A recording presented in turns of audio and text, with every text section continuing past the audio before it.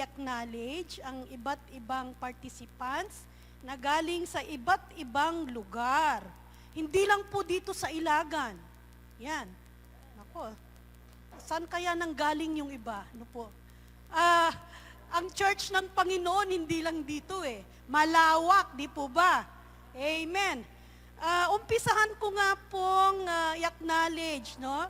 Tumayo lang po pagka narinig. Miracle Revival Church of the Philippines. Pastor Jose Baduyan and Pastor Jeromico Masina.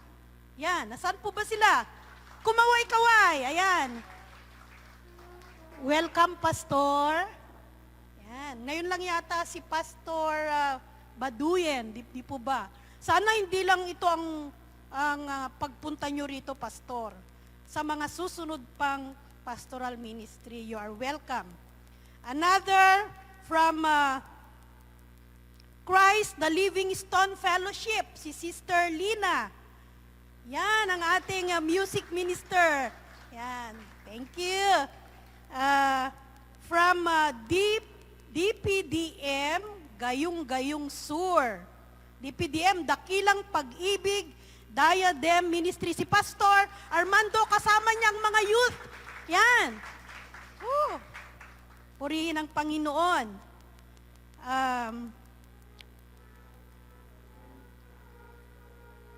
Pastor Rowan Manayan from FAFB Salindingan. Yan. Good morning, Pastor. Pastor Allen Barcena from the ICM Church, San Isidro, Ilagan. Pastor Jerry, ano ba to? Hindi ko mabasa. Bunan, yes, from Pentecostal Christian Church.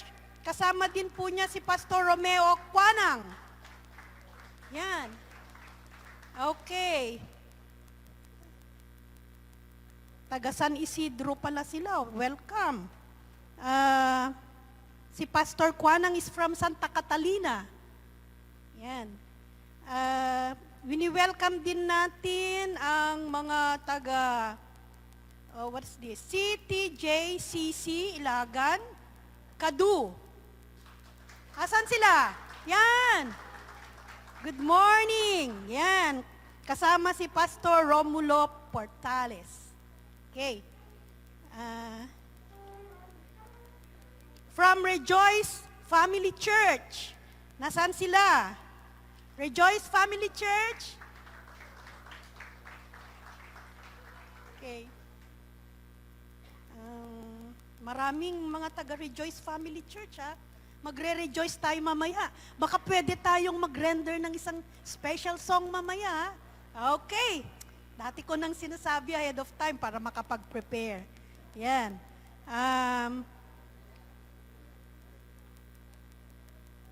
From DPDM Namnama, Sister Lorna Guillen and Sister Ludivina Ulip. Yan. Saan sila? Ayun, tayo naman. Yes, praise God. Amen. Pastor Melanio Aguinaldo and Pastor Jesse L. Pagulayan. Si Pastor Jesse pala is from the Yeshua Messiah Adonai Tumawini Church. Yan. At si Pastor Jonifer Lumaban is from Yeshua Messiah Adonai Kabagan. Ayan. Welcome po. And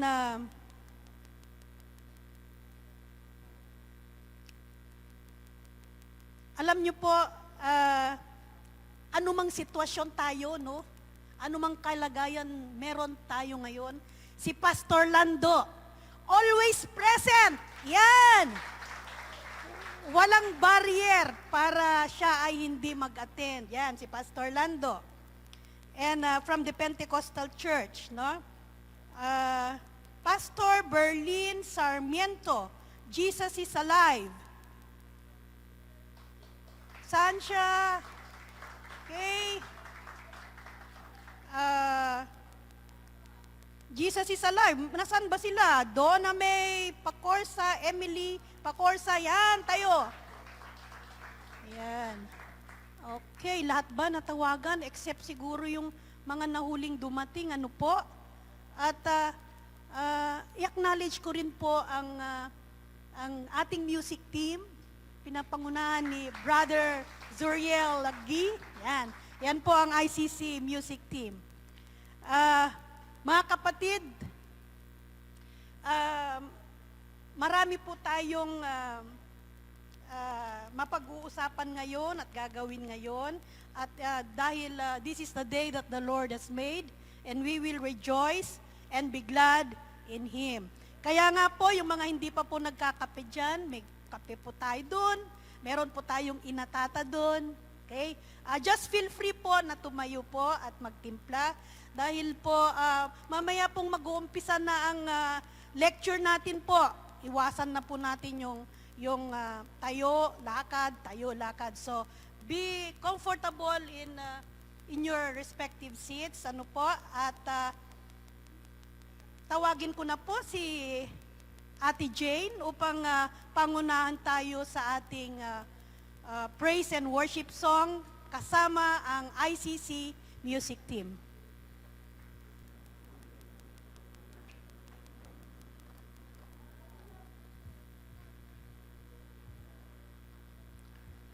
Purihin ang Panginoon. Amen? Palakpakan nga natin muli ang ating buhay na Diyos. Amen.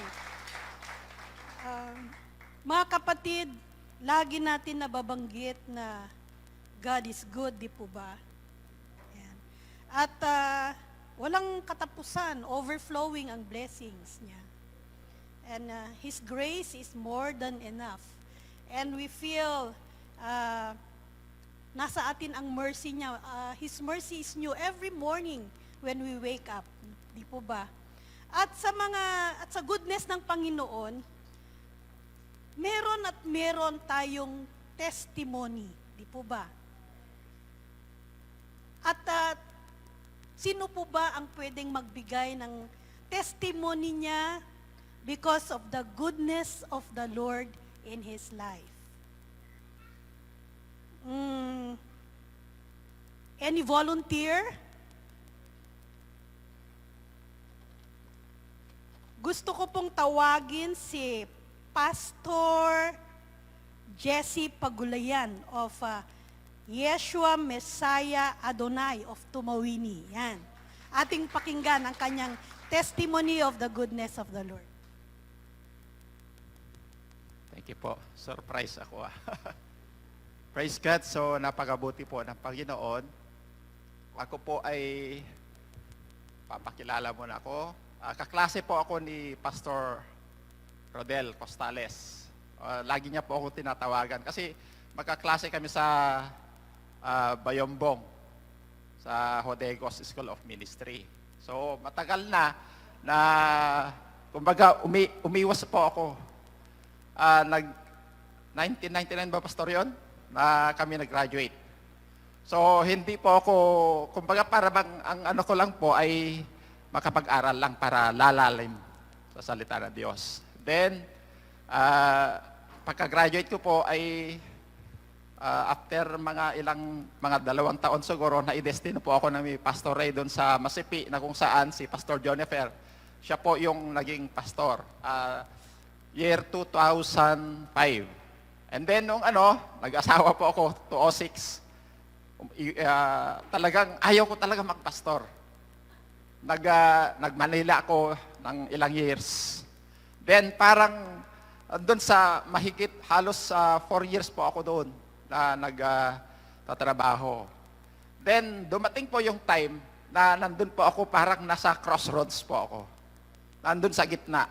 Sabi nung engineer namin, Yes, 25 years pa yung project natin, sabi niya. Tapos doon sa kabila, yung aking kaibigan, kaklase sa TESDA, punta ka dito sa abroad, sabi niya, sa Saudi. Then, yung tatay ko, sabi niya, uwi ka na anak, sabi niya. Tapos, sa akin, hindi ko alam kung ano yung pipiliin ko. Then, pinili ko, Lord, sabi ko sa kanya, yung kalooban mong siya pong masunod, sabi ko. So, yung pag-iiwas ko talaga, talagang, meron pa lang kasi alam ko, Lord, nag-aral lang ako sa Bible school para lalalim po ako. Sabi ko sa kanya, pero dumating yung time, yung senior pastor namin, ikaw na ang hahawak sa outreach sa Lanna, sabi niya. So, sabi ko, Lord, hindi ko kaya, sabi ko. So, sige po, nag-obey ako dun sa pastor namin. Sige, kasi nandun yung obedience, kailangan, mag-obey ka. Nag-obey po ako, yung service namin ay motor, na ibinigay pa ng tatay ko. Single. Kasi ibinenta ko na yung dati kong sidecar kasi namamasada ako dati. Then, sa ministry, sige. Pero nagpe-pray yung mga anak ko, maging sa amin, na bigyan nyo naman kami ng 4 wheels, sabi ko. And then, how many months, yung tatay ko na ospital, dito sa IDGH. Kasagsagan po ng COVID. So, hindi ko po alam kung ano mangyayari doon sa tatay ko. Pinaalam na lahat ng tatay ko kung ano yung mga gagawin ko. Yung kapatid ko naman, nasa Manila. So sabi niya, Kuya, hindi ako makauwi, sabi niya. Kasi alam mo naman yung ano dito, sabi niya. Sige, andun ako 15 days po kami sa IDGH. So yung pangako ng Diyos, unang pagpasok pa lang namin, the goodness of God.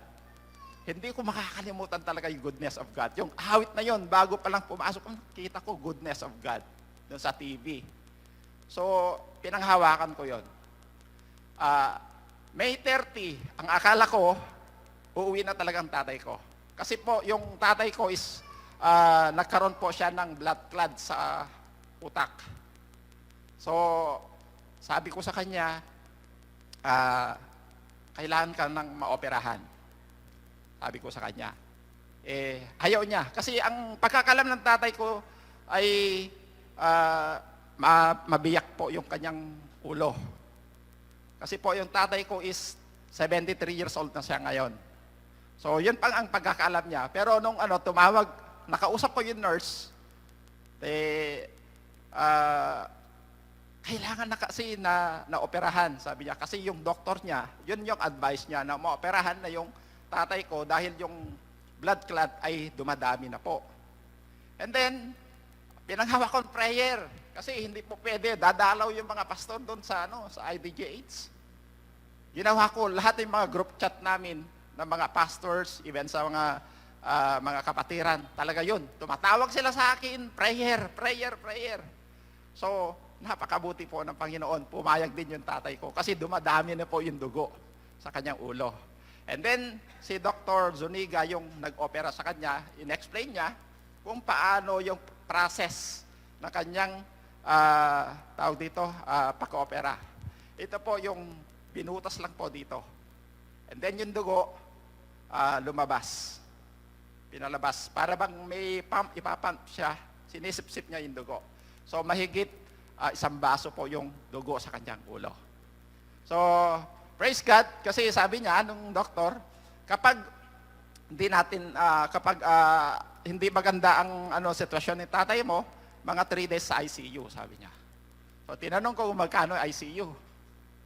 22,000. Wow, Lord, sabi ko. Ikaw ang bahala, sabi ko sa kanya. So, prayer. Hanggat yung kapatid ko tumawag. Kasi yung kapatid ko, siya naman yung medyo may kaya. So, sabi niya, kasi farmer po kami. Sabi niya, yung kapatid ko naman, dun sa farm naman siya, sige, ikaw na mag-asikaso sa lahat. Tapos ipunin mo lahat yung mga ani natin. At yun po yung pambayad. So, praise God, dahil yung aming ani sumobra pa. Kasi po, napakabuti po ng Panginoon.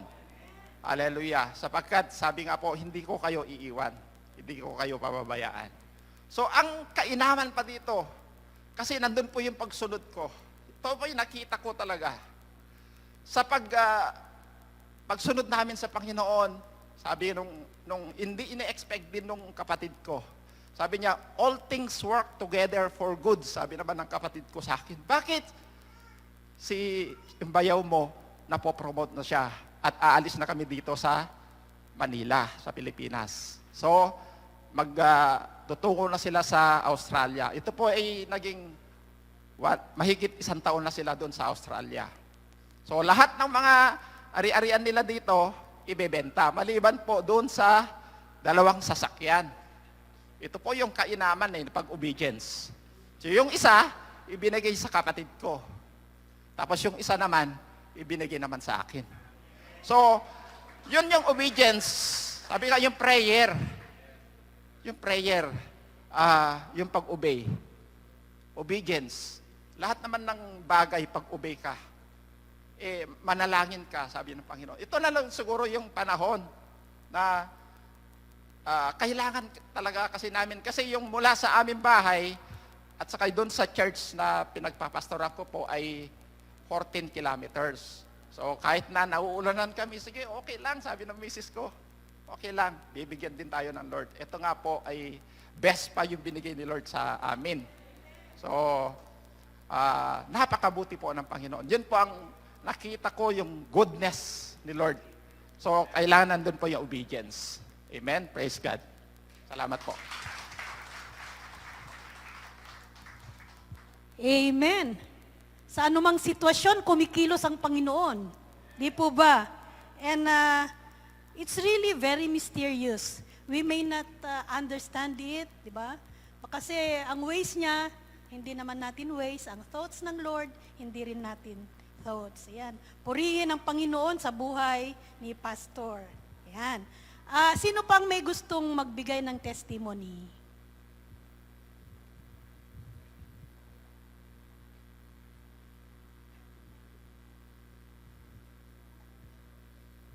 Okay, kung wala na po, patungo na po tayo sa ating lecture proper para sa araw na ito. At sana yung mga cellphones po natin, ilagay po natin sa silent mode para po hindi tayo maistorbo habang nakikinig at nagsusulat.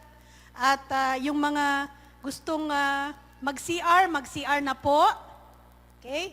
At tatawagin na po natin ang ating ang pinili ng Panginoon upang mag-preach, mag-lecture sa araw na ito. Walang iba kundi ang ating butihing, masipag, Reverend Pastor Jess Eraskin. Ayan.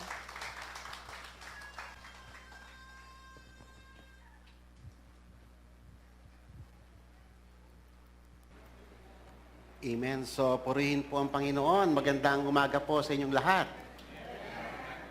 Okay, so, uulitin ko po yung aking pong litanya tuwing tayo po ay may pagtitipon. Ito pong ating gathering, ang intention po nito ay para magpalakasan. Kami po bilang isang iglesia, nais po namin na ma-encourage kayo kahit papaano makabahagi kami sa inyo ng mga ilang pagtuturo dahil alam namin yung hirap din ng task ng ating paghayo, pagtuturo, ang pagtatag ng iglesia, napakahirap po na trabaho yan. Kaya dito po, ito po ay naisip namin para somehow ma-encourage kayo. So ang ibig pong sabihin, ito po ay hindi po to venue ng debate. Amen po ba? Kaya dito, hindi po namin sinasaklawan anuman po ang inyong mga doktrina. Dito po, we just impart. Ngayon, kung nakikita ninyo na makakatulong sa inyo yung pag-aaral, then well and good. Pag hindi naman, so isang tabi nyo lang. Okay?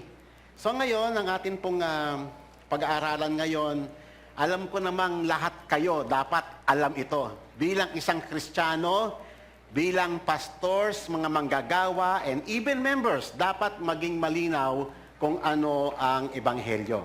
Pakitaas nga po ang kamay ng mga pastors. Sige po, bilangin ko lang po.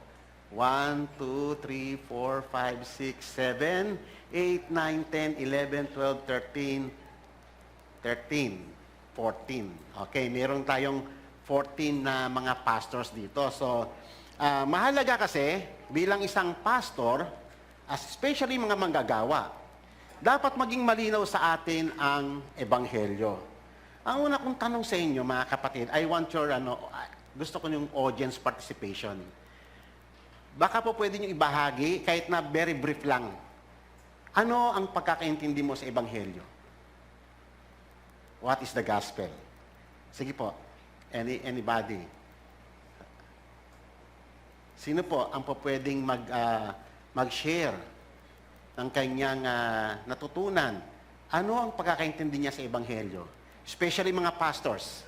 This is very important. Kasi isipin nyo what if kung may problema, kung mali yung gospel na dala-dala mo, what will be the effect? Sa'yo at sa congregations na tinuturuan mo. So, mahalaga na dapat isettle natin. Ang gospel kasi meron siyang mga underlying principles. Meron siyang mga importanteng keyword na hindi dapat mawawala yon sa pagtuturo ng ebanghelyo.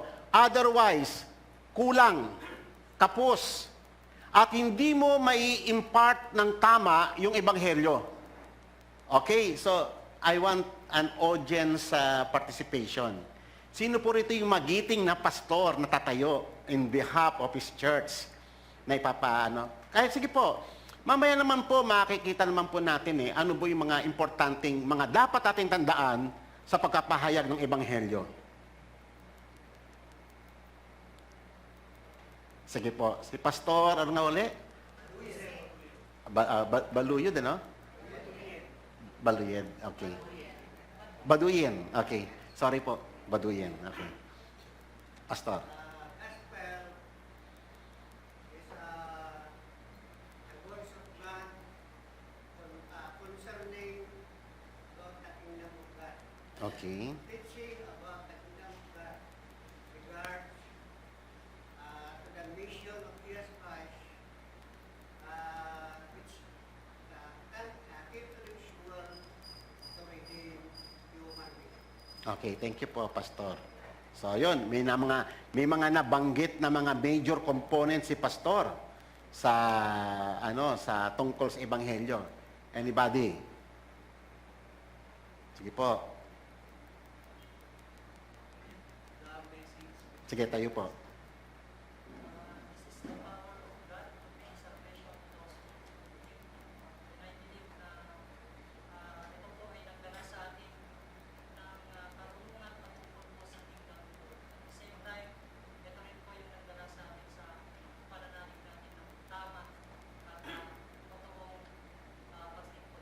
Okay. So, obserbahan niyo po yung mga major keywords. May mga nababanggit sila na mga importanteng keywords ng gospel. Okay. Sige po. Sino pa po?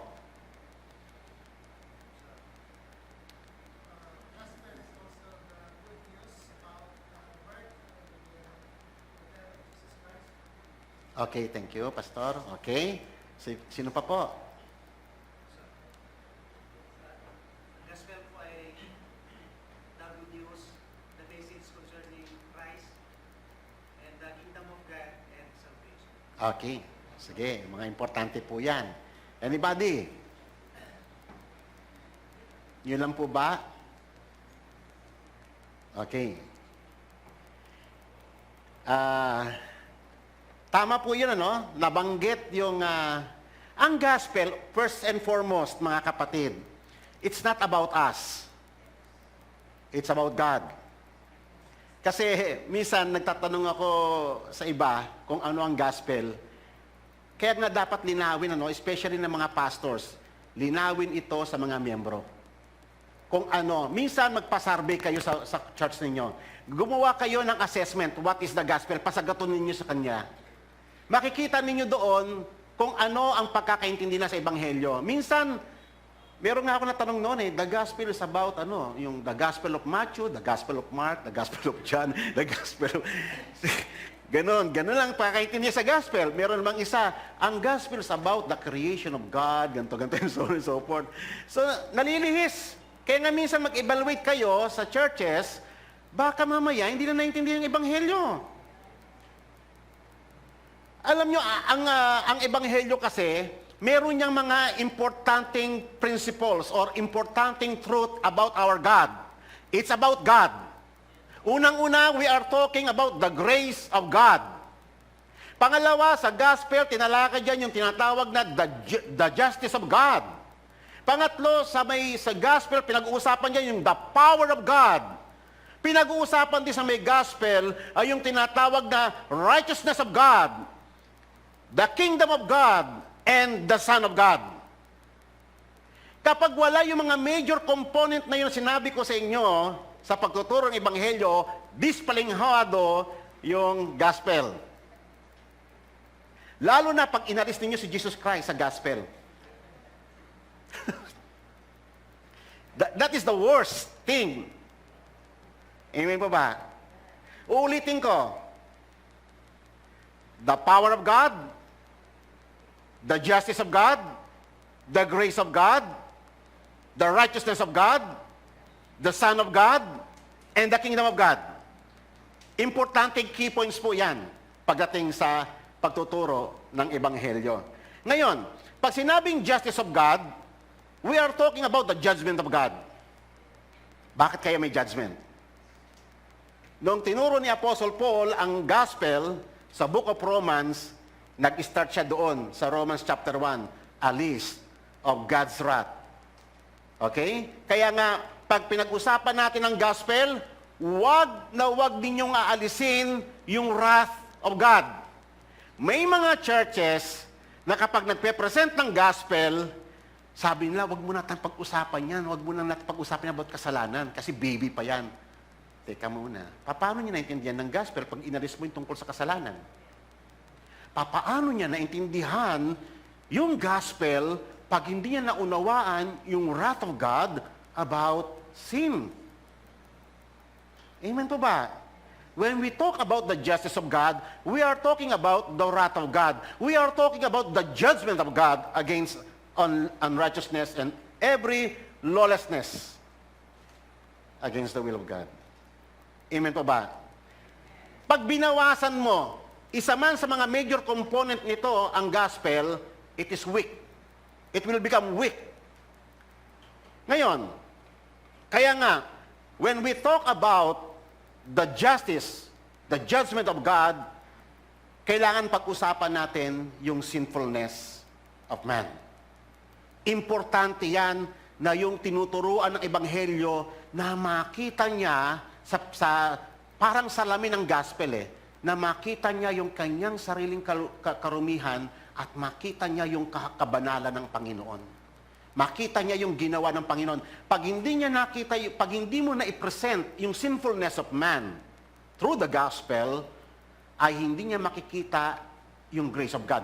Hindi niya ma-appreciate yung grace of God kung gaano kasi kayaman ang grace of God. Amen po ba? Ganyan ba tayo mag-present ng gospel? Or, kasi tignan po natin ito. Sabi ni Apostle Paul, nag-start siya sa Romans chapter 1 about the gospel. Alam naman po ninyo, I do believe na lahat kayo ay binasa niyo ang Book of Romans. It's about the gospel. Ang ganda ng presentation ni Apostle Paul about the gospel. At nag-start siya sa ganitong statement. Sa may verse 1, binanggit niya doon kung sino yung author of the gospel. Ang tawag nga ni Apostle Paul is the gospel of God. Kaya nga, it is not about us. It's about Him. It's the gospel of God. The author, the authority of the gospel, heavily based upon the author. Ang gospel ay may sarili siyang authority. Kung ang naipipreach mo ay totoong gospel ng Diyos. Okay? Sabi ni Apostle Paul sa Romans chapter 1, I am not ashamed of the gospel, For it is the power of God. Huwag niyong kakalimutan yan, kapatid. May power ang Ebanghelyo, enough na power, hindi mo na kinakailangang dagdagan yan, kapatid. To save a soul. Amen po ba? Ang power ng gospel ay hindi nakarest sa strength ng tao, hindi ito nakarest sa galing ng pastor na magturo. Bakit nagiging powerless ang gospel sa panahon ngayon? Why? Maaring nahaluan. Sa halip na mag-rest sa power ng Panginoon, na sufficient enough to save a soul, itong si pastor, marami pamamaraan eh. Yung style niya, o kaya yung binabase niya sa eloquence niya, yung galing niyang magsalita. I'm not talking about homiletics. Kailangan natin ng homiletics sa pagtuturo. But, pag ang presentation mo ng gospel ay nagre-rely ka sa mga pamamaraan mo, sa mga technique mo, sa galing mong magsalita, o baka naman iba ang motibo natin sa pagtuturo ng gospel. Baka naman nagtuturo ka ng gospel kasi ang gusto mo, maritin yung mga tao para dumami yung mga tao kaya hindi ko sabihin yung ibang mga truth about the gospel. May mga ganyan eh.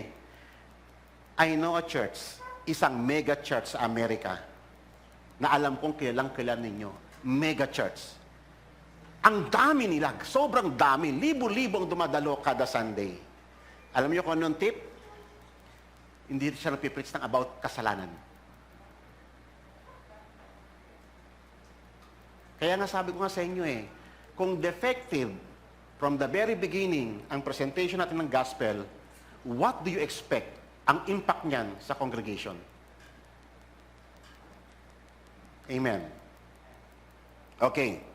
So, it's all about the power of God and a demonstration of the righteousness of God. Yan yung mga hinihintay ko kayo ng mga sa mga sasagot eh. Okay? Huwag ninyong kakalimutan, ang gospel is a demonstration of what? Of the power of God and of the righteousness of God through the Son of God. Kaya nga puro si God yan eh. Amen. At yung pagdating ng kaharian ng Diyos. That is all about the gospel. Okay. So ngayon, tatandaan po natin yung mga importanteng element na yon. Para makita po natin ang power of God o yung the power of the gospel, kailangan muna natin maintindihan yung kasalanan. Ngayon, mga kapatid, minsan alam mo may mga preachers, iniiwasan niya yung about sin sa pagtuturo. Tama ba yon? Dapat nga ituro mo yung kasalanan eh. Pero hindi mag-i-end doon lang. Dapat pag itinuro mo yung gospel, kasi part talaga ng gospel ang sin eh. I-deal talaga ang sin. Pero dapat makita yung ginawa ng Panginoon. Doon mag-i-end, hindi lamang sa kasalanan. Kaya walang problema kung ituro mo man yung kasalanan. Actually, basahin niyo Romans chapter 1. Ang tindi nun. Mamaya babasahin natin yon. Ang tindi ng presentation ni Apostle Pablo, paano niya pinound yung gospel? Dinictate niya muna doon, inisa-isa niya, pagkahabang listahan about the sinfulness of man. Seryoso ba sa harapan ng Diyos ang kasalanan? Mga pastors. Isa lang sumasagot eh. Parang tutul kayo sa sinasabi ko, mga pastors, I'm talking to you. Seryoso ba ang kasalanan sa harapan ng Diyos? Kasi kapag kayo, hindi kayo naniniwala dyan, paniguradong congregation, ganun din eh. Kapag pinalabdaw mo ang gospel, apektado lahat ng truth about the gospel. Okay?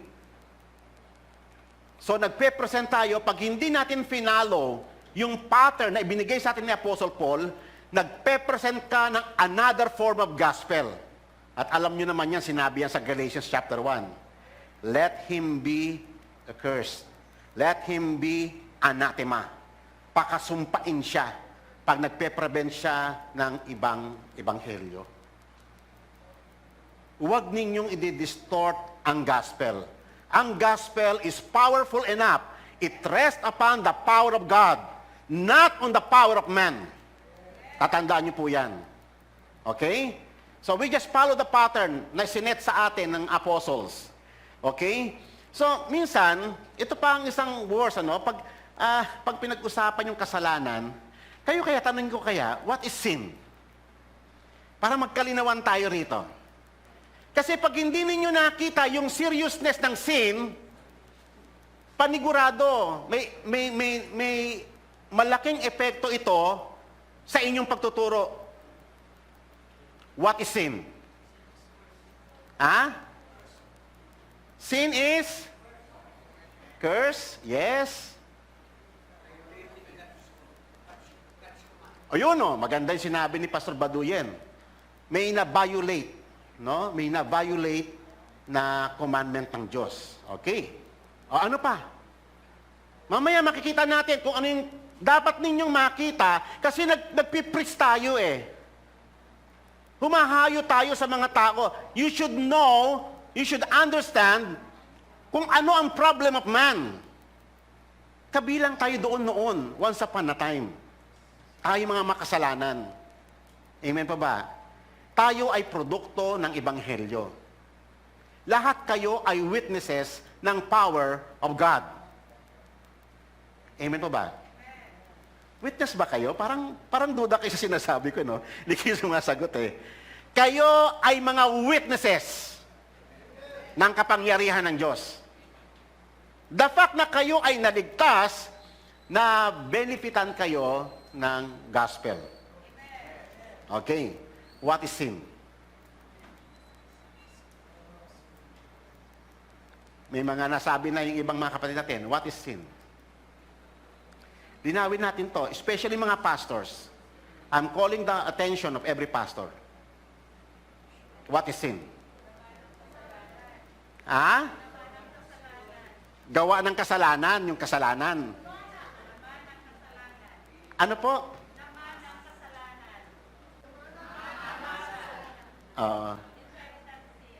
Minana na kasalanan. Ano nga yung kasalanan? Ano nga yung minana?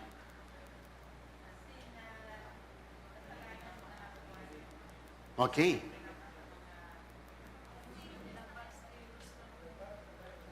Hindi ko naririnig.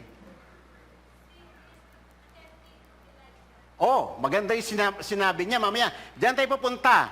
Okay? Okay. Meron kasing iba, medyo huwag kayong mahiya na sumagot. Kasi yun nga, kaya tayo naririto ngayon para mag-aral. Para ma-strengthen kayo sa pagtuturo ng Ebanghelyo. Para ma-hit ninyo yung mga importanteng keywords. Okay? Uulitin ko, ang gospel is powerful enough to save a soul. Hindi mo na ito kinakailangan ng galing mo. It rests on the power of God. Okay? Ang kailangan mo lang ay ituro mo yung mga vital components ng gospel. At dito tayo mag-umpisa. Para maintindihan ninyo ang grace of God, kailangan nyo muna maintindihan ang wrath of God. Kailangan nyo muna maintindihan yung justice of God, yung judgment of God against all ungodliness and lawlessness. Dapat nyo muna maintindihan yan. Kasi you will never appreciate the grace of God. Kayo bang lahat ay naniniwala sa grace of God? Amen. Kaya nga kayo narito dahil sa grace of God Okay. So, meron kasing iba, minsan nagbabrowse ako sa internet. Ang sagot niya, alam niyo kung paano niya, ano ang thinking niya about sin? Ang sin is just wrongdoing against somebody. So, ibig sabihin, ano kasi yung wrongdoing, nakagawa ka ng mali. No? Ayun ang ibig sabihin ng wrongdoing Ganun lang ang kanyang pagkaka-define ng kasalanan. It is just a wrongdoing. Failure to do what is right to your neighbor. Ganun lang ba ang kasalanan? Alam mo ito, listen very carefully. pag tinanggal ninyo si God sa eksena ng kasalanan, it is a total failure. Kasi ang kasalanan is an offense against God. Against a personal God. That is sin. Secondary lang yung tao. Nagkakaintindihan tayo. Kunyari, maglagay ako ng example. Kunyari, may asawa ko, nakiapid ako. Sino ang unang-una kong inoffend doon? Asawa ko? O yan, ano? Kunyari, nangutang ako. May mga Kristiyano nangungutang, di nagbabayad eh. Ha? Nangutang ako. Tapos talaga namang may intention ako hindi ko babayaran. Sa tingin mo, kayo na unang-unang nagkasala. Tatandaan ninyo, ang sin is a grievous offense against a holy God. Uulitin ko, sin is a grievous offense against a holy God. Huwag ninyong pababawin ang kasalanan. Naalala nyo yung favorite verse ninyo? I think Isaiah 53 yata yun eh.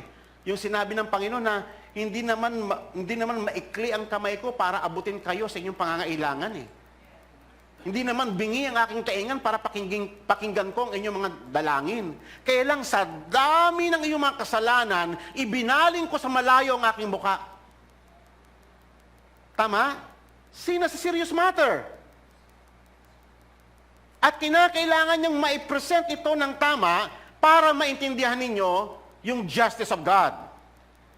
Ito yung nawawalang element sa pagtuturo ng gospel. Nakalimutang ituro yung wrath of God. Nakalimutang ituro yung justice of God. Amen po ba? Kumusta po, Pastor? Kumusta sa inyong pagtuturo ng gospel? Overemphasis yung grace of God? Ha? Pero nawala yung justice of God? Kulang siya. Hindi mo na i-present fairly ang gospel. Okay. So ngayon, tatandaan po natin ang kasalanan ay hindi lamang hanggang human level.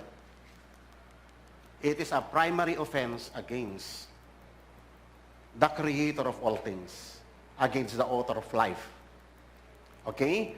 So ngayon, kaya nga sinabi nga ng Panginoong Yesus, referring to the Holy Spirit in John chapter 16 verse 8 to 11, and when He comes, He will convict the world concerning sin, concerning righteousness, and concerning judgment. Iyan ang pangunahing layunin ng pagpunta ng Holy Spirit dito. Ituro niya ang patungkol sa kasalanan kasi lihis na ang knowledge natin about sin. Lihis na yung knowledge natin about righteousness. Ni hindi na nga natin alam i-distinguish yung righteousness of God and righteousness of men eh. Hindi na natin alam i-distinguish. Saan ang dividing line nun?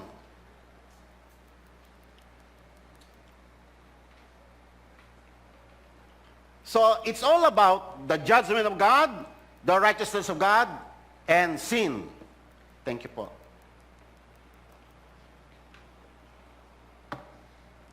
Okay. So, concerning sin, because they do not believe me, na ang Panginoong Hesus lang ang tanging pag-asa ng isang makasalanang tulad natin na mahango sa lahat ng ating lawlessness.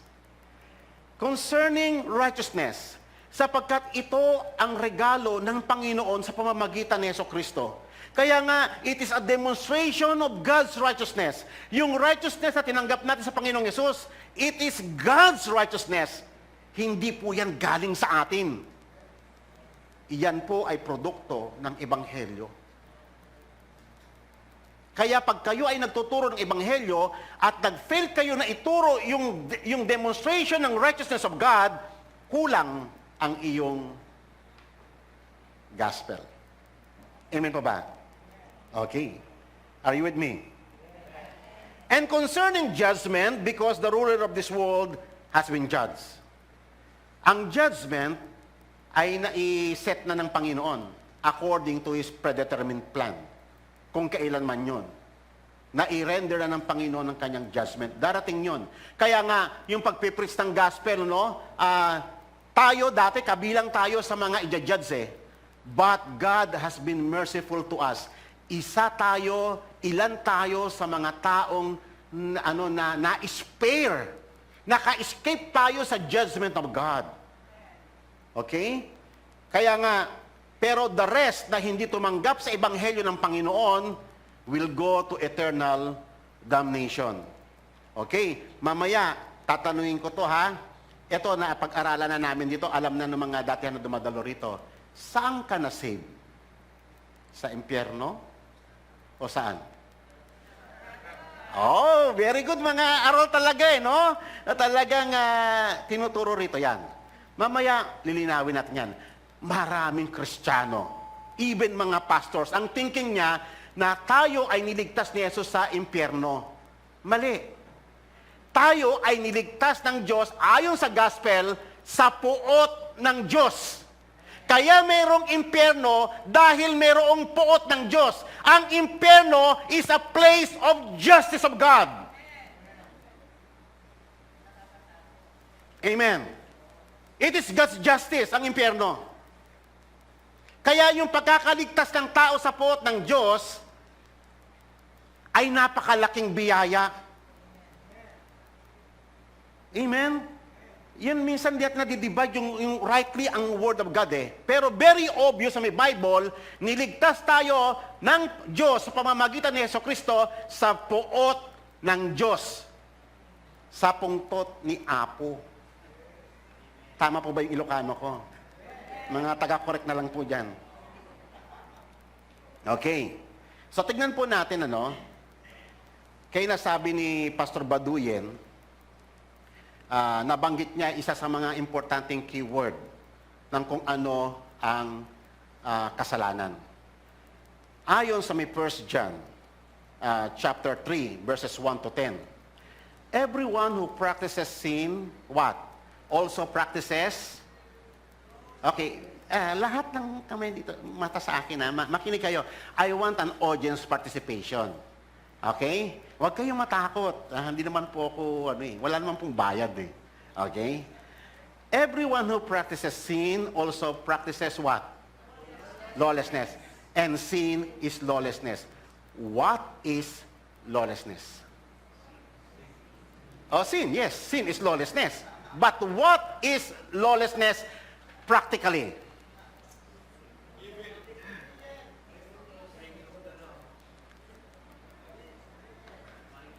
Tama si Pastor Romulo bro. Ayan, sabi niya, na-violate ang law, na-break ang law, na-transgress ang law. Ang kasalanan, kaya may kasalanan kasi mayroong batas. Pag nagtuturo kayo ng kasalanan, at tinanggal ninyo ang batas, ligaw na po tayo. Amen. Kaya may kasalanan dahil sinasabi yun ng batas, na violate yung batas. Nawatan. Okay. You know, ito isa sa mga purpose ng pagdating ng Panginoong Yesus You know that He appeared, si Jesus. He appeared for what purpose? In order to what? Oh, yun. Hindi para manatili sa kasalanan. But to take away sins, and in Him there is no sin at all. Okay. No one who abides in Him keeps on sinning. Bakit kaya? Pag-uusapan natin yan kasi part ng gospel yan Ito yung mga hindi na ituturo sa gospel Yung power of God. Tama po ba ako? Hindi gaano natuturo yung power of God Kaya sabi ko nga sa inyo, ang gospel is the power of God. It's a demonstration of the power of God. It's a demonstration of the righteousness of God. Hindi lamang yung nahango ka sa puot ng Panginoon. Kung hindi, ito'y kapangyarihan upang tayo'y makalakad sa kalooban ng Diyos. Amen po ba? Nawala yung power kaya yung gospel presentation naging powerless. Amen po ba? Kaya wag niyong kakalimutan yung pinakapambungad ni Apostol Pablo. I'm not ashamed of the gospel, for it is the power of God for salvation. We are talking about the power of God, not the power of man. No one who keeps on sinning has either seen Him and know Him. Mamaya sasagutin natin, babalikan natin ito mamaya. Pero bago ko punta muna tayo sa maraming mga passages, hihimay-himayin natin yung gospel. Okay ba kayo? Yung mga nagmamadali, pwede na po umuwi. Joke lang po Masarap po yung ulam natin mamaya. Okay, may merienda, okay mag-alala, maraming pagkain dito. Ang mahalaga, mag-aral lang tayo. Okay. Little children, let no one deceive you. Whoever practices righteousness is righteous. Pag-usapan natin yan yung righteousness. As he is righteous. Whoever practices sin is of the devil. Malinaw ba? Okay. For the devil has been sinning from the beginning. The reason the Son of God appeared for this purpose. What? Yan. Linawin natin yan Ang pagpunta ng Panginoong Yesus is to destroy the works of the devil. Ano yung works of the devil?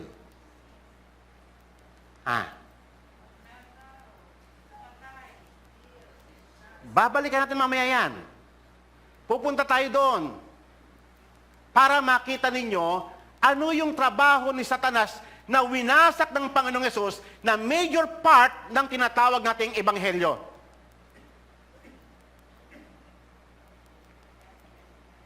And no one who is born of God practices sin, because his seed abides in him, and he cannot sin. Napansin niyo yun? Kaya I don't believe na sinasabi mong ikaw ay Kristiyano, recipient ka ng gospel, and then powerless ka in the presence of sin. I don't believe that. Kasi ang gospel is the power of God. Amen. Ako, masamang tao rin ako. Yung pinagkunan sa akin ng Panginoon, grabe rin yung pinanggalingan ko Nakita ko, kaya nga ako witness ako Witness ako sa power ng Diyos sa buhay ko Kaya pag sinasabi mong hindi ka naging witness sa may power ng Diyos, hindi, baka naman mali yung gospel na i-present sa'yo. Amen. Okay. He cannot sin because he is born of God. Why? Sagutin natin mamaya yan. By this, the children of God and the children of the devil are obvious. Anyone who does not practice righteousness is not of God. Period.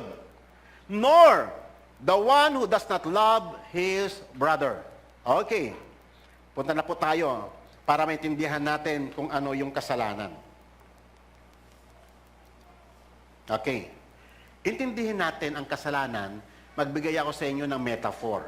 Pagpalagay natin isang puno, yung puno na yan ay kasalanan. Alam nyo ba, kadalasan, pag ako'y nagtatanong sa kasalanan, ang sinasabi nila, pagpatay, yung mga wrongdoings. Okay? Kahit minsan mga pastor, ganun sumagot Ano ang kasalanan? Yung pakikiapid, paglalasing, pagnanakaw. Kapatid, ito yan. Kung sa isang puno, yan yun. Mga bunga lang siya. Okay? Mga bunga lang siya. Hindi pa talaga yun yung pinakaugat at hindi pa yung pinaka-trunk niya, yung pinakakatawan niya. Pag naputol yung pinakaugat niya, pag naputol yung pinaka-trunk niya, wala nang lalabas doon sa itaas. Yun yung ginawa ng Panginoon. Yun yung dinestroy niya. The power of sin. At ito yung gospel.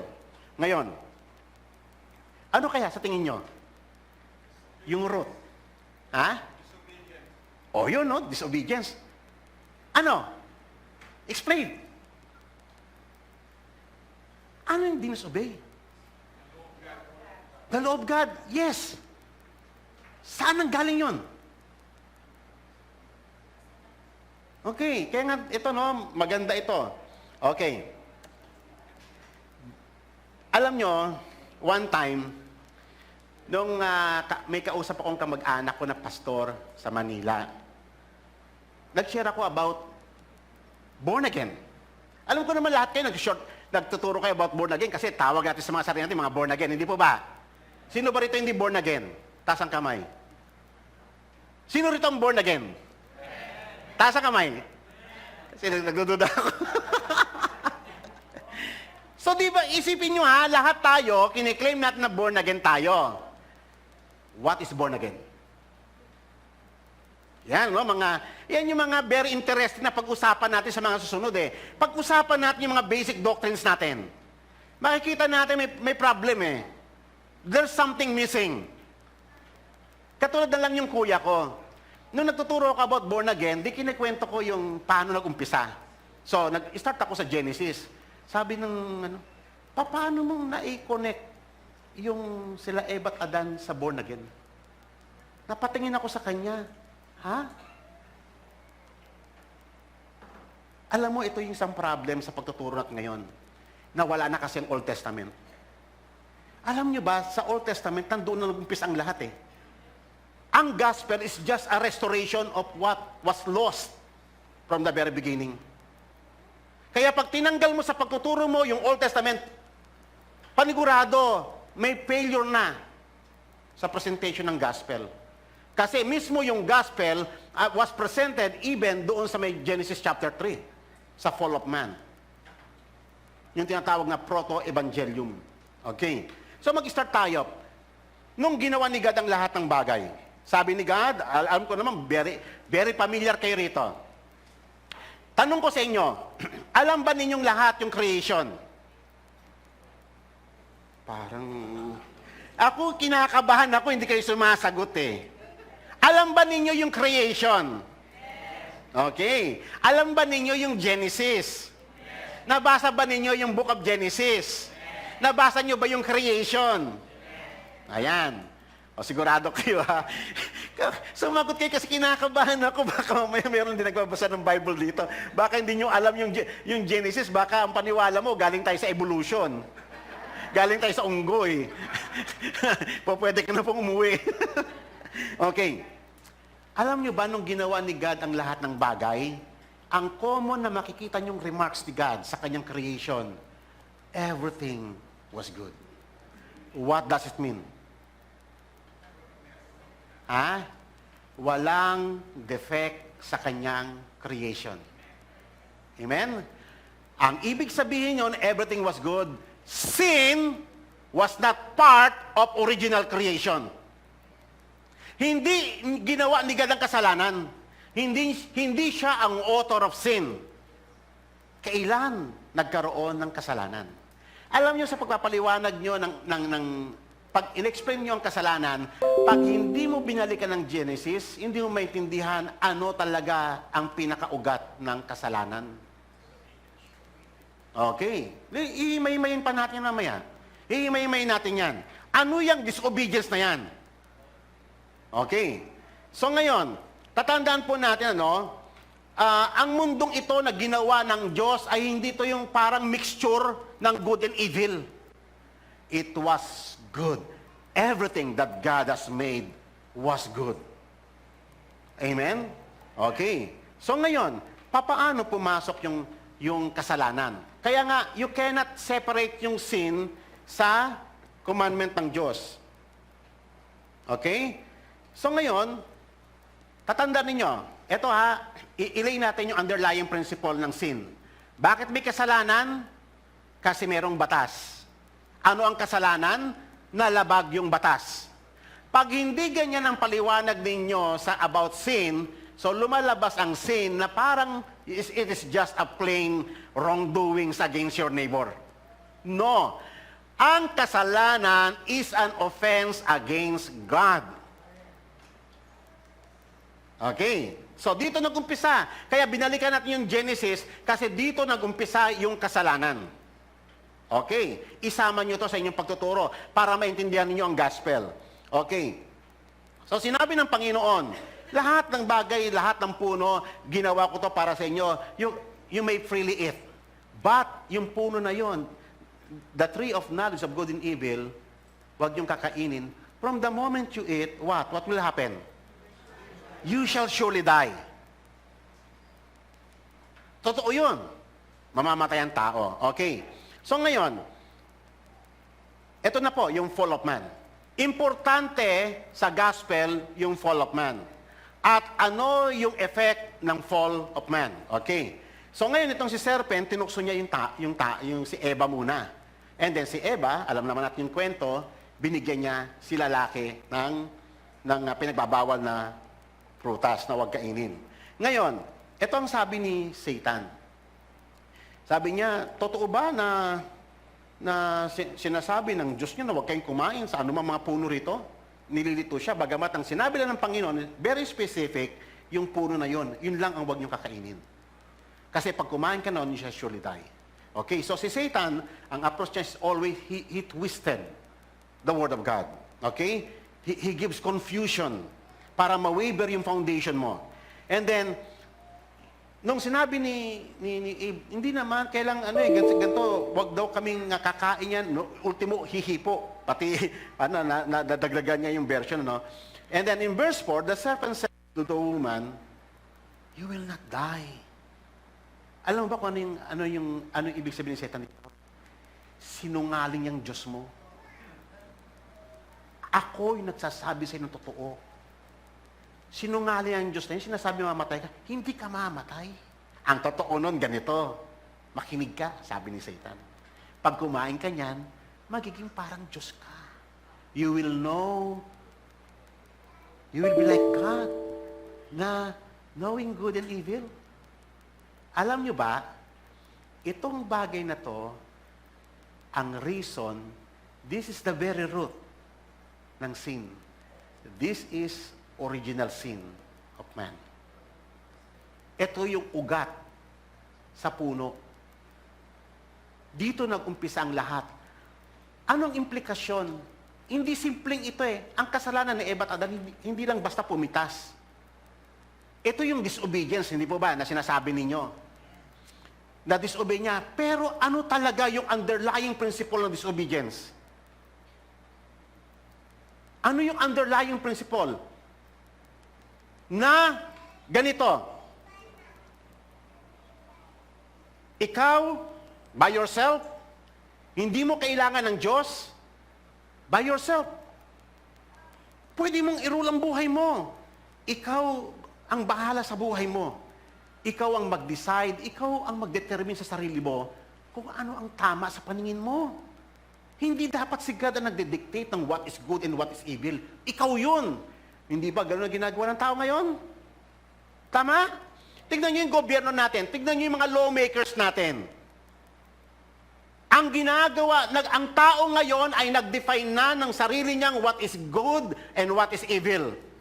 Apart from the Bible. Katandaan ninyo, sino si God? Si God, ang creator of all things. He is the author of all things. He is the definer of all things. Siya ang nag-define. Ang version ni Satan, hindi mo kailangan si God. Ikaw ang mag-define sa sarili mo kung ano yung tama at mali. Mamaya, pupunta pa tayo dyan. Kung ano yung implikasyon yan. Gaano na lumala, mula rito sa simpleng kasalanan ito na ay nakala mong simple, kung paano lumala ang tao. Siya na ang Diyos. Hindi na kailangan ng Diyos. Gagawin ko lahat ng magustuhan ko. Kaya nga, kung titignan mo yung pinaka-nature ng sin, it is an independence against God. Amen? Kaya mo nang patakbo yung buhay mo. Hindi mo kailangan si God. Yan ang tinuro ni Satan. Yan ang disobedience. Mamaya lalalim pa tayo dyan. Okay, so, this is the beginning of the misery of man. At nakita natin, tinaboy sila sa may Garden of Eden, at doon, kinurse ni God ang land, di ba? Dahil sa tao. Okay. So ngayon, ito yung tanong natin. Isa-isahin natin ha, himay-himayin natin what is sin para maging effective kayo sa pagtuturo. Okay. Yung oras natin, ano? Okay. What is sin? Unang-una. Okay, ganito. Listen. Di ba, dati it was good. Okay? Everything is in order. Dati, nung ginawa ni God, nung wala pa yung kasalanan, ha? Nung dumating yung kasalanan, nung nag-fall na ang tao sa kasalanan, ano ang una nangyari? na out of order ang lahat. Dati normal eh. Nung dumating ang kasalanan, naging abnormal ang lahat. Ibig sabihin ng kasalanan is a malfunction sa function of man. Tama? Tingin mo ngayon, lalaki namang ginawa pero magdamit babae. Malfunction eh. Hindi ba? Napansin mo, yung lalaki, binigyan ni God ng lakas, ng para maging tatay siya. Anong ginawa ng tatay? Samparin pa si Mrs. Malfunction yun eh. That is abnormality. Hindi ganyang ginawa ni God ang lalaki. Hindi ka ginawa para magsugal. Yung bibig mo, yung lumalabas bibig mo, abnormal lahat eh. Yung panunungayaw, that is a malfunction sa dila. Ang dila ay ginawa ni God to glorify God. Pero ang dila ginagamit na ngayon para sa kanyang sarili. Kung ano mga lumalabas. Malfunction, abnormality. Amen pa ba? Okay. So what is sin?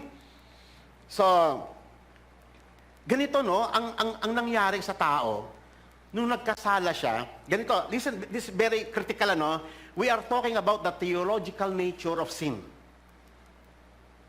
Hindi lamang basta pumatay, hindi lamang basta nagnakaw. We are talking about yung pinaka-nature niya. Ano yung nangyari? Yung simpleng pag-disobey na sinasabi natin kanina. May nangyaring matindi eh. Ito, listen. For example, ito ang tao galing sa may Garden of Eden, ito si God, ito ikaw. Nung pinalayas ng Diyos ang tao, alam niyo kung ano yung tendency ng tao ganito? Palayo ng palayo siya sa Diyos. Wala siyang power to return to God. Wala siyang power.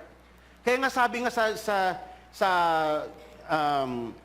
sa John chapter 6, maliban na dalhin ka ng ama sa anak, hindi ka makakalapit sa anak. Ang tendency ng tao ay yung lumayo siya sa Diyos, ang naging tendency niya na gumawa ng kasalanan, kahit hindi na nga siya tulungan ni Satan na magkasala Gustong-gusto na ng tao ang kasalanan. Gustong-gusto na ng flesh ang kasalanan. Gustong-gusto na ng mata ang kasalanan. Di ba chismis? O sa natin chismis. Pag may nakakarinig ka kwento, talaga? Ang laki pa ng ano Di ba? Obserbahan niyo. Incline talaga ang tao sa kasalanan. He is very much willing. Hindi niyo napansin yon? Naging instinct na sa puso ng tao ang kasalanan? Kunyari, nakasakay ka ng jeep, may nahulog na wallet. Tingin ka agad sa paligid. Di ba? Tingin agad sa paligid. Pag may nagkaroon ng pagkakataon, tapakan niya kagad. Medyo itulak-tulak niya kaunti. Hanggang sa instinct na sa tao ang paghabi ng kasalanan. Iyan yung effect ng fall of man. Naging instinct na sa kanyang kasalanan, naging willing na siya, at he is not able to return to God. He has no power. Ang kaya nga importante, yung maintindihan niyo, tinatawag na total inability of man. He is, nabasa niyo naman siguro yung Romans chapter 7, upon discussion ng gospel, tinalakay ni Apostle Paul sa Romans chapter 7 na, hindi ko maintindihan sarili ko. Gusto ko namang sumunod sa Panginoon, pero iba yung ginagawa ko. Merong ibang nag-ooperate sa may body ko. Nagnanasa ako pero ibang ginagawa ko, iba yung nasa mind ko. That is total inability of man. Without the grace of God, ang tao hindi siya makakabalik kay God. Amen po ba? Kaya importante sa pagtuturo ng gospel, imamagnify natin yung grace of God. Kasi iyon yung humila sa atin. Parang ganito, Eto, kunyari iuhulog ko to, sa tuktok ako, iuhulog ko to. Sa tingin nyo, gaano kabilis ito ang pagbagsak niya? Mabilis. Okay. Maglagay ako ng isang case nito, isang box doon sa bundok, sa tuktok, ihulog ko. Orasan mo, gaano kabilis? Mas mabilis. Kung isang truck ng mineral water ang iuhulog ko sa tuktok, napakabilis. Ibig sabihin, ganyan tayo, nahuhulog tayo sa abyss because of our sin. Napaka-miserable ng tao. Wala man lang siyang power na bumalikwas. Wala siyang kapangyarihan na, babalik ako doon, pabaakyat. Wala. Talagang tendency niya bumagsak lang. Kaso ito pang another problem. Kung mas mabigat yung kasalanan mo, mas mabigat, mas mabilis yung bagbulusok mo. Napaka-miserable ng tao without God. Nagkakaintindihan tayo? Seryoso ba ang kasalanan? Miserable ba ang buhay ng tao? Kailangan ba ng tao ang gospel? Amen. So, at least, somehow, meron na tayo na-establish na mga point. Kaya nga magandang ituro ang gospel, intindihin natin yung fall of man. Kung gaano kabagsik, kung gaano kalaki yung damage na ginawa ng fall of man. Okay, what is sin? Unang-una, ano ang nangyari sa kasalanan? Na-disrupt yung relationship sa Diyos. Tama? Nakita natin yan sa Isaiah chapter 59, verse 2.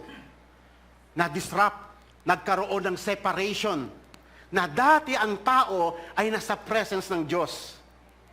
Nandoon siya dati. Di ba? Ngayon pinalayo sa presence ng Panginoon. That is the effect of sin. That is the effect of lawlessness. Okay. Pangalawa, what is sin? Sabi nga ni Pastor Baduyin kay na, sin is lawlessness. Na-break. Sabi ni Pastor Romulo kanina. Na-break natin. Meron tayong na-break. Hindi lamang nakakumit ka ng wrongdoings. Na-break mo yung law ng Panginoon, yung commandment ng Diyos. Nagkakalinawan po tayo doon. Nagkakalinawan po ba tayo doon? Okay, sagot kayo sin is lawlessness. Why? Because it is a transgression. You have to see sin in the perspective of transgression. Meron kang na-transgress. Amen po ba? Kaya nga nang tinuruan tayo ng Panginoong Yesus paano manalangin, forgive us in our transgressions as we forgive those who transgress against us. Tama? Okay. Sin is transgression. Sin is lawlessness. Hindi lang siya basta simple wrongdoing. Okay? It is breaking God's law. What is sin? Sin, bakit unrighteousness ang sin? Kasi it opposes the righteousness of God's law. Ang law kasi ng Panginoon, matuwid yan eh. Amen po ba? The law of God is holy. Kaya lang, ang tao sa kanyang lawlessness, he opposes. Ayaw niya doon sa katuwiran ng law ng Panginoon. Gusto niya magtatag siya ng sarili niyang righteousness. Kaya nga, ang tawag doon is unrighteousness. The righteousness of man is unrighteousness. Amen? Biro mo si Satan, pakikinggan mo nga, para nagmamalasakit pa si Satan eh. Kahit ang tinukso niya si Jesus eh, para pa nagmamalasakit siya. Kung talagang concern ka, kung talagang concern ka sa mga tao, turn this bread into wine. Hindi na nila kailangan yung ikaw mamatay ka para sa kasalanan nila. Ang kailangan ng mga tao, bread. Di ba? Ganyan ang tama. Di ba? Kaya nga mga tao pumipila sa mga kila mayor eh, sa mga kailangan nila bread. Kailangan nila bigas, kailangan ng pera, kailangan nila ganito. Yun, sabi niya kay Jesus, yun ang ibigay mo. Hindi yung kinakailangan na sacrifice mo pa sarili, mamatay ka para sa krus. Hindi yun. Hindi yan ang magandang formula. Tinuturuan pa ni Jesus. Nagmamalasakit pa si Satan eh. Di ba? Tingnan ninyo. Yung kay Eva at Adan nga eh. Hindi. Mas maganda yung ikaw ang magro-rule sarili mo. Ikaw mag-define kung ano yung tama at mali sa'yo. Di ba? Yung mamalasakit si Satan eh. Kaya nga si Satan, alam niyo ba sa totoo lang, righteous siya eh. Ang tawag dyan, the righteousness of Satan. Amen. Iba yung righteousness of God. And you have to distinguish that. Amen. Merong righteousness si Satan, may righteousness si God. At tayo, ang ipinagkaloob ng Panginoon sa atin is the righteousness of God. Hinango tayo sa righteousness natin. Kasi righteousness ni Satan yun eh. Ang tao, tignan mo yung mga ungodly, mga nasa position, sa nakapangyarihan. Mga righteous sila. Pag makikinig ka ng maigi sa mga sinasabi nila, basta may pera sila, righteous sila. Tama ba? At nadideceive even mga Christians, hindi na nakikita yung dividing line between the righteousness of God and the righteousness of Satan. Listen very carefully. What is sin? Sin as a revolt against God's law word. Because man lives his life in his own terms. Yan po yung sinasabi ko kanina eh. Ikaw magpatakbo ng buhay mo. Ikaw ang mag-set ng term sa'yo. Ikaw ang mag-set kung ano yung makapagbibigay ng kaligayahan sa'yo. Ikaw, hindi mo kailangan si God. You don't need to follow God's law. Ikaw ang mag-set. You can be your own God. Yan ang temptation ni Satan. Hindi ba ganyan ang ginagawa ngayon ng mga tao? They are setting their own terms. Basta ito ang gusto ko. Pati ngayon mga iba eh. O sister, di ka na dumadalo sa church Ay, hindi. Nanonood naman ako sa TV. Nanonood naman akong preach sa TV. Gumagawa siya ng sarili niyang style. Di ba? Nagde-define siya ng sarili niyang term. That is original sin of man. He is defining his own terms. Hindi na yung God's terms. Amen. So, ano yung sariling term? A life totally determined by himself. Okay. Exactly, kung pag-aaralan nyo to, exactly, ganito ang ating lipunan ngayon. Okay. Magbe-break po tayo mamayang 11:00. Okay. What is sin? Pagpatuloy natin. Sin is a redefinition of good and evil. Hindi po ba? Tama? Kasi yan yung in-offer ni Satan. No, you will be like God, knowing what is good and evil. Ang ibig sabihin nun, kasi sino ba talaga ang nag-define? Brothers and sisters, listen. Sino ba ang nag-define ng what is good and what is evil? Si God eh. Alam nyo ba, ang Bible, dito mo makikita kung ano ang tama at kung ano yung mali eh. Amen? Kaya lang, yung temptation ni Satan, hindi mo kailangan ng Biblia. All you need is yourself. Amen? That is sin. Redefinition of what is good and what is evil. Okay, what is sin? Sin is evil. Why? Because it deliberately overthrow God's will. Ayaw mong si God ang uupo sa buhay mo. Ayaw mong si God ang magro-rule sa buhay mo. Ang gusto mo yung sarili mong will. Ang gusto mo, ikaw yung sarili mong boss. Ikaw yung king na luluklok sa trono mo. Amen po ba? Amen po ba? Amen. Tama ba? Okay. So what else? Okay, nalagpasan. Sin is a declaration of independence from God. Yan ang kasalanan. Iyan yung theological nature of sin. Ang tao, kumakawala siya doon sa Diyos niya. Ayaw ko sa paghahari mo. Gusto ko by my own. Yan ang sin. Kaya nga, in other words, what is sin? Sin is a kind of life outside God. Amen. Yan ang kasalanan. Hindi lamang yung pumatay, yung nakiapid. Bakit mo kasi nagagawa yung mga yon? Kasi gusto mo ng buhay na pagbigyan mo yung sarili mo according to your pleasure. Amen. So, it is a life outside God. What is sin? Sin is another version of law. Kasi si God ang nagbigay ng law, isasantabi mo yon, hindi ako ang gagawa ng sarili kong batas. Another version of law. Okay? What is sin? Sin is another version of life. Kung titignan mo, kung susumahin mo lahat-lahat, ano yung epekto ng temptation ni Satan sa atin? Nagkaroon buhat ng tinukso o binunsod ni Satan ang tao sa pagkakasala, ang tao ay nakagawa na ng sarili niyang bersyon ng buhay. Another version of life na ang tawag sa buhay na yan na ginawa ng tao apart from God is a life of death, of sin and death. Yan po yung buhay ngayon ng sangkatauhan.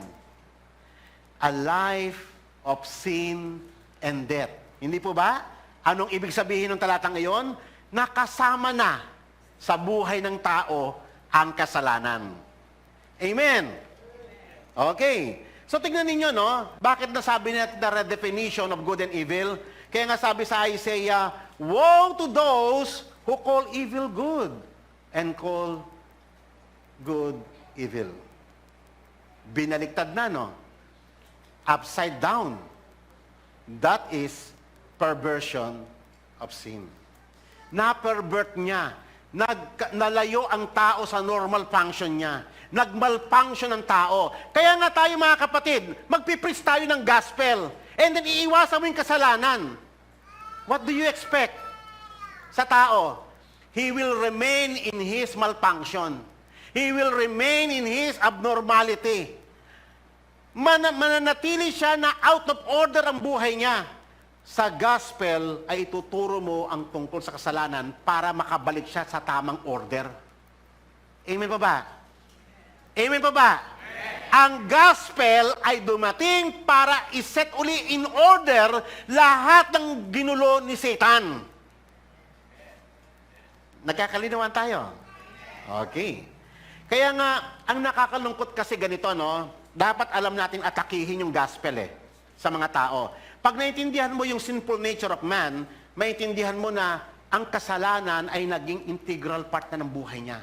Sa lahat ng kanyang kinikilusan, sa kanyang buhay, sa kanyang happiness, sa kanyang pleasure, sa kanyang freedom, sa kanyang exercise ng profession, sa kanyang hobby, obserbahan ninyo, lagi nandun yung kasalanan. Part na ng buhay ng tao ang kasalanan. Yan ang naging problema. Yan ang buhay na naging resulta ng paglabag doon. Nagkaroon na ng another version of life ang tao. Amen? Kailangan na. Ang kasalanan ay tinatawag na natin siyang buhay. Ang kasalanan ay tinatawag na ngayong happiness. Ang kasalanan ay tinatawag na ngayong pleasure. Ang kasalanan ay tinatawag na ngayong freedom. Baliktad. That is the effect of sin. Binaliktad niya lahat. Yung nakikita niyong buhay ng mga tao ngayon sa paligid ninyo, mga kamag-anak niyo, kaeskwela niyo, mga best friend ninyo, baliktad ang buhay. So ngayon, bakit tayo tinawag ng Panginoon to preach the gospel? Para ipakita kung ano yung babalikan ng tao. Amen? Okay. So,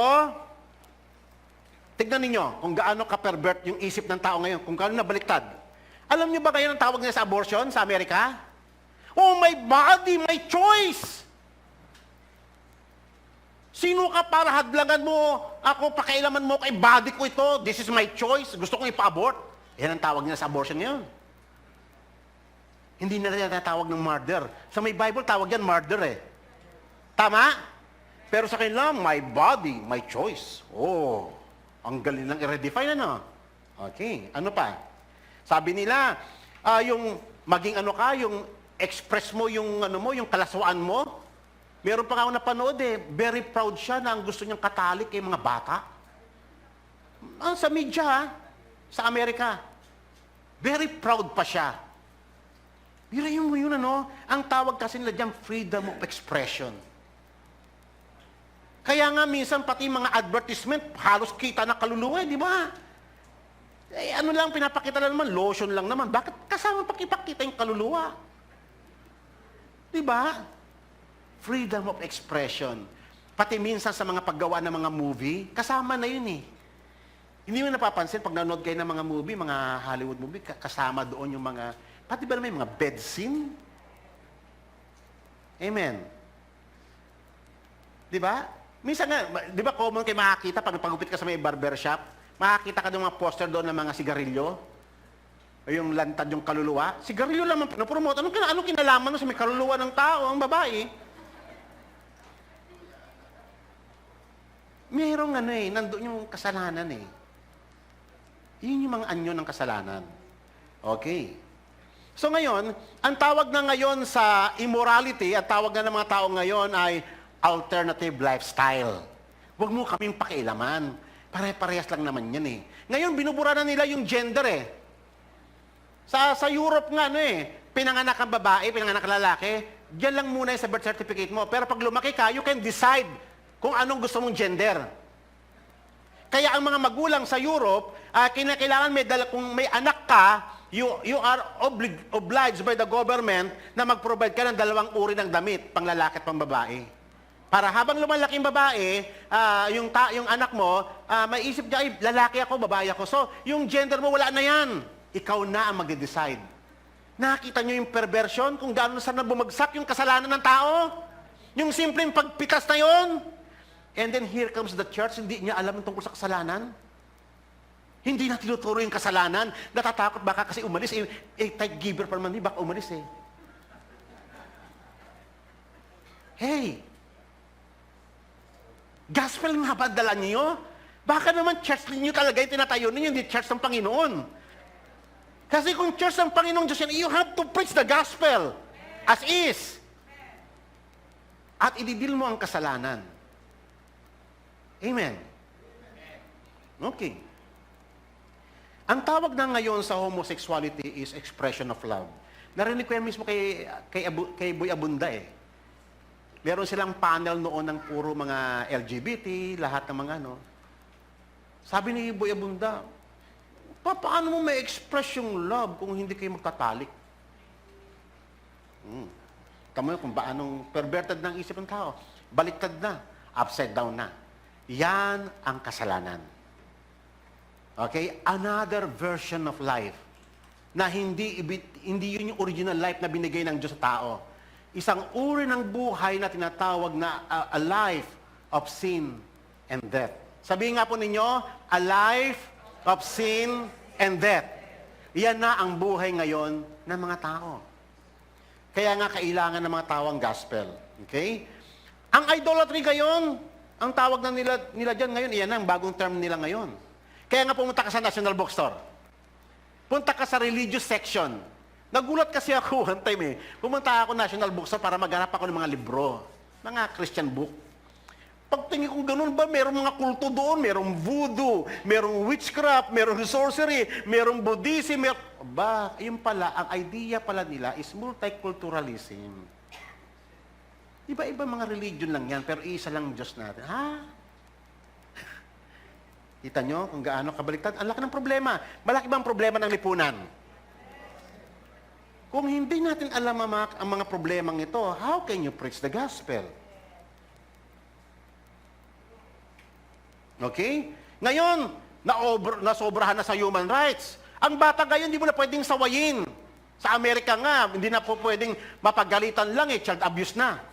Human rights na yon. Meron nga isang teacher na natanong lang yung anak niya, yung bata kung may tatay ba eh. Aba, nagwala na yung magulang. Sumugod na, dapat humingi ng apology. Tinanong lang naman. Kasi dahil baka nakalimutan lang isulat. Ganon, yung abuse na daw yun, child abuse na daw yun. Ay, nasobrahan tayo sa human rights. Amen po ba? Pag hindi nyo nakita ang problem ng yung mga human rights advocates, wala na kasi humanism na sinusulong nila, hindi na yung gospel of God eh. Okay, ngayon, balikan natin yung illustration natin kanina. So, eto na ngayon yung puno.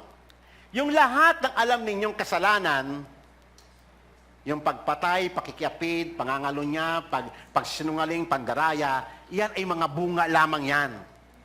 Yan ay mga produkto lamang nung temptation ni Satan kila Adam and Eve that you will become like God, knowing good and evil. That is the very root.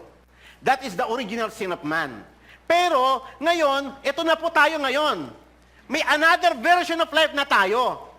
Na ikaw, ang Diyos, malaya kang gagawin kung ano yung gusto mo. You can do whatever you want. Amen. Kung butasan ko yung tenga ko, kung ilang butas man yan, butasan ko rito, lagyan ko ng mga hikaw kung saan-saan dito, tatuan ko, pati mata ko, tatuan ko, baguhin ko yung face ko. Akong bahala sa sarili ko kasi this is my body, this is my choice. Ganyan na. May sarili na siyang version ng buhay. Ngayon, ikaw, isa kang pastor, magpipreach ka. Pag hindi mo alam ito, hindi mo alam yung problem ng tao. Amen? Malalim ang problema ng tao. Gumawa na siya ng isang uri ng buhay na hindi na i-prescribe ng Diyos. Pag hindi mo nakita ang tao na malfunction na sa original purpose ng Panginoon, mag-fail ka sa pagpapatuturo ng gospel. Okay? So, kaya nga, tatandaan po natin, ang pagpunta ng Panginoong Yesus, ang pagpunta ng Son of God, major component ng gospel ay yung reversal. Gaya ng sinabi kayo na sa may 1 John chapter 3 verse 8, the one who practices sin is of the devil. For the devil has sinned from the beginning, and the Son of God appeared for this very purpose, what? To destroy the works of the devil. Ano yung works of the devil? Yung ginawa kila Eva at Adan, na nanganak and sin entered into the whole world, for all have sinned. Pumasok na yung perversion, pumasok na yung malfunction, sinira na yung lahat ng order na ginawa ng Diyos. Nung una sinabi niyang it was good, ngayon it was bad because of sin.